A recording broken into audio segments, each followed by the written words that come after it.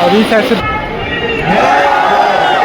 सबसे ज्यादा यदि हम किसी प्रदेश को प्रेम करते हैं तो बिहार।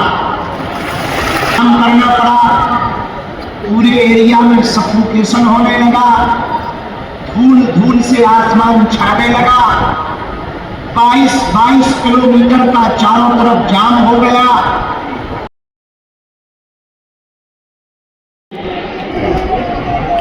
पटना बिहार गए थे,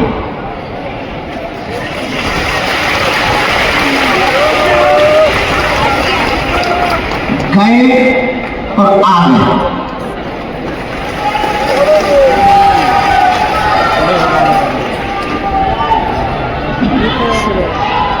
सनातन महाकुंभ का कार्यक्रम था,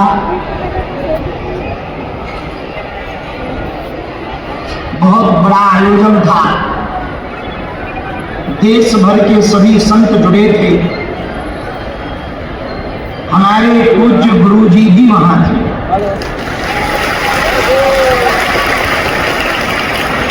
हमने सोचा समय ठीक है, जिस प्रांगण में, जिस मैदान में कार्यक्रम हुआ, चूंकि वहां की हमारी पूर्व की कथा की परमिशन कैंसल हो चुकी थी। पिछली बार हमको सुरक्षा दृष्टि के कारण गांधी मैदान में कथा नहीं कहने दिया गया था। इस बार भी कैंसल कर, बमुश्किल बड़ी मशक्कत करके जब 2 दिन पहले परमिशन मिली तो हमने विचार किया चूकना नहीं चाहिए।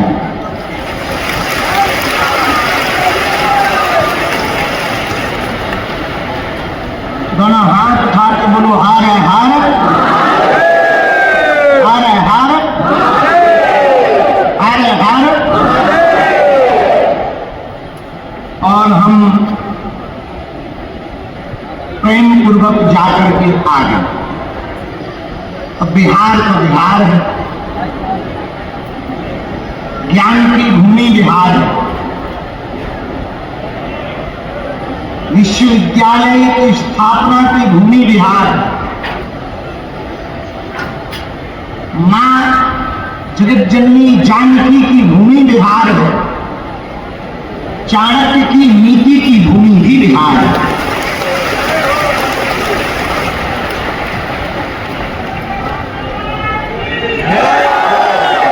सबसे ज्यादा यदि हम किसी प्रदेश को प्रेम करते हैं तो बिहार। हमने देश नहीं बोला, प्रदेश बोला।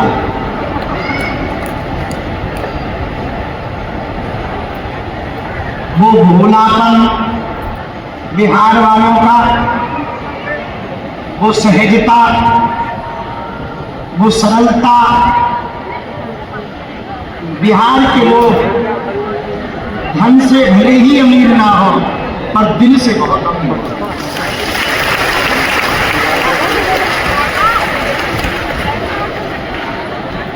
हमारा बड़ा प्यार बिहार के प्रति और बिहार वालों का हमारे प्रति स्नेह है, और उसका कारण है तरेक पाली मठ में जो कथा हुई थी, वो कथा जहां पूरे वर्ल्ड का एक रिकॉर्ड बना था, एक ही जगह, एक ही कथा में, एक ही दिन में मोबाइल नेटवर्क के द्वारा काउंट की गई संख्या में 12 लाख लोगों ने कथा सुनी।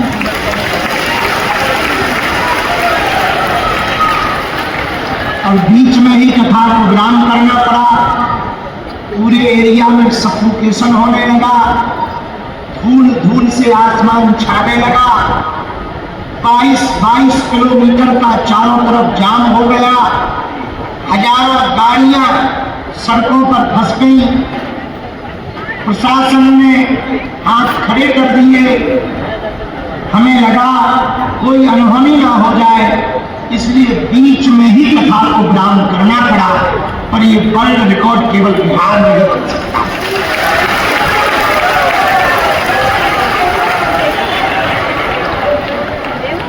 इसका कर्जा हम बिहार के प्रति कभी नहीं चुका पाएंगे। इसलिए जब हमें मौका मिलता है हम बिहार चले जाते। आज ही हमने रास्ते में कहा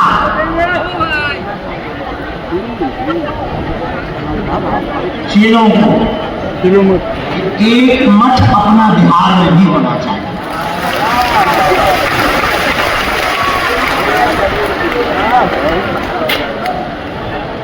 मुश्किल से 5-6 महीने के अंदर हम लोग ये निर्णय ले लेंगे कि बिहार में मठ कहाँ बनाएंगे।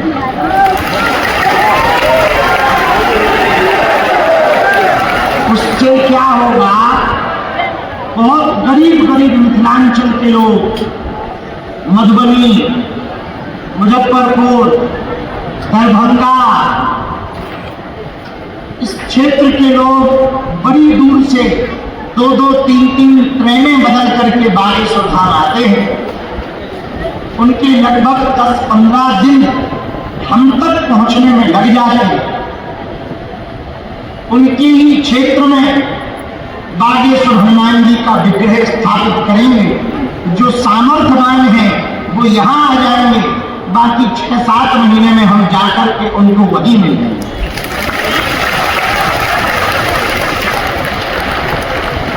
उनका खर्चा भी बचेगा, समय भी बचेगा। जहां बालाजी बैठेंगे हमें भरोसा है लहसुन प्याज मांस मंजरा मुक्त क्षेत्र होगा।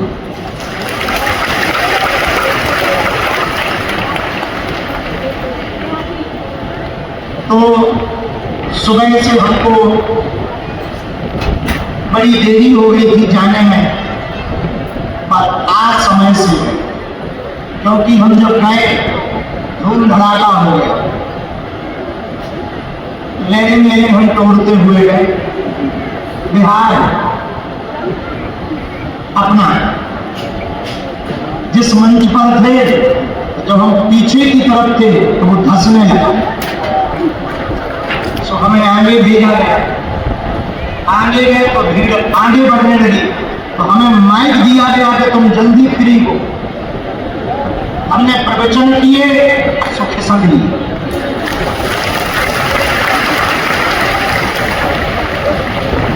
इसलिए हम जल्दी आए, वरना हमने कहा था रात तक आएंगे, पर बिफोर टाइम।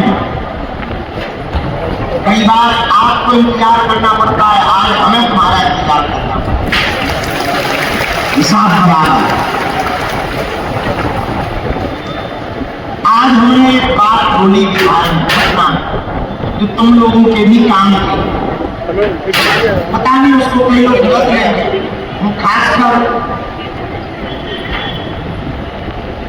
इस्लाम धर्म के लोगों से प्रार्थना करेंगे कि ये बात आपके लिए नहीं है। जो विदेशों में बैठ करके ऐसा चाह रहे हैं उनके लिए। कुछ लोग तिरंगा में चांद देखना चाहते, हम चांद पर तिरंगा देखना चाहते।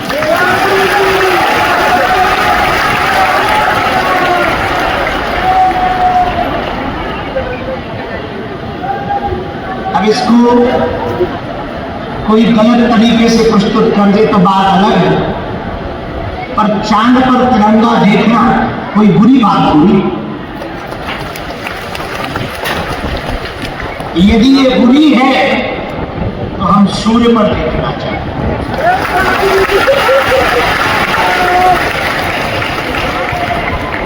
इसके बाद भी किसी को बुरी लगे तो हवेली पे आ जाओ।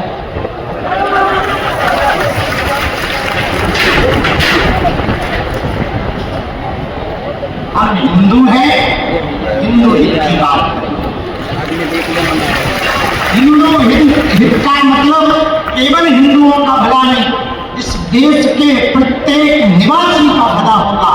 यदि सनातन धर्म की स्थापना हर व्यक्ति के दिल में होगी तो ना कोई भूखा सोएगा, ना कोई भूखा सोएगा, गरीब गरीब नहीं रहेगा, अशिक्षित अशिक्षित नहीं रहेंगे, सबको समानता होगी, सबके दिल में दया होगी, सबके दिल में मर्यादा होगी, बच्चों का यौन शोषण नहीं होगा। आज सबसे ज्यादा समाज में बच्चे और बच्चियां सुरक्षित नहीं है। सबसे खराब स्थिति होगी बच्चियों की भी और बच्चों की। इतनी फूहड़ता समाज में फैल गई कि बेटियों को अकेला छोड़ना बड़ा मुश्किल हो गया। अकेली जाती है तो बड़ी मुसीबत आती है। हम बागेश्वर धाम पर भी आने वाली बेटियों से और रहने वाले और आने वाले लोगों से प्रार्थना करेंगे, अपनी बेटियों को अकेला मत भेजना।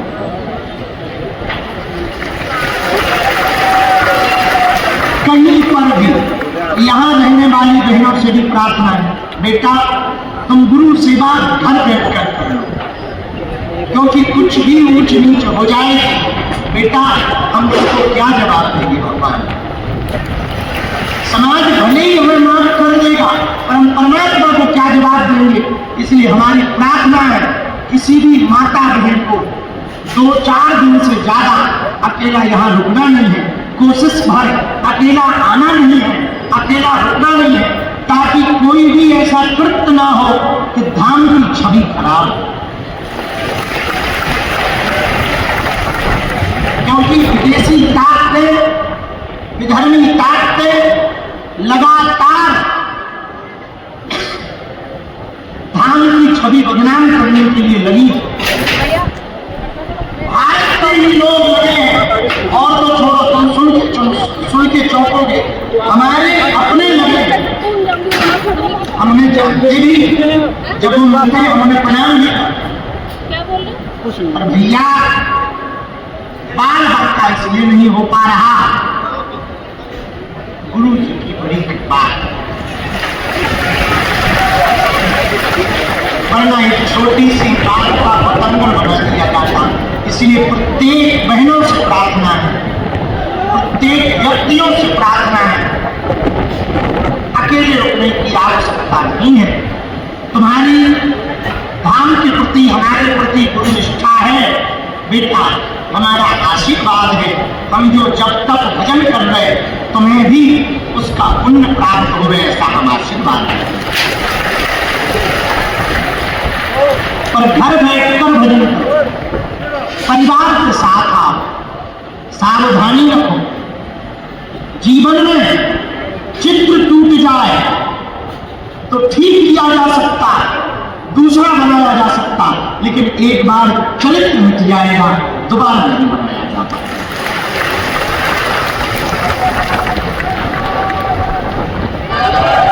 चरित्र से बड़ी कोई पूंजी नहीं है, चरित्र सबसे बड़ी पूंजी है। दूसरी बात बहुत सावधानी से सुनना, तुम्हारे पास धन हो, यश हो, वैभव हो, ना हो चलेगा, पर चरित्र लोगों का भरोसा होगा तो कोई तुम्हें हरा नहीं सकता।